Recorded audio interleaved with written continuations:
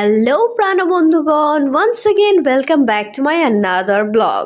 আজকের ব্লগে আমি আপনাদের সাথে শেয়ার করব যে একটা মেয়ে যখন শপিং করে তখন কিভাবে শপিং করে, এবং এর পরের ব্লগে থাকবে যখন একটা ছেলে শপিং করে তখন কিভাবে শপিং করে।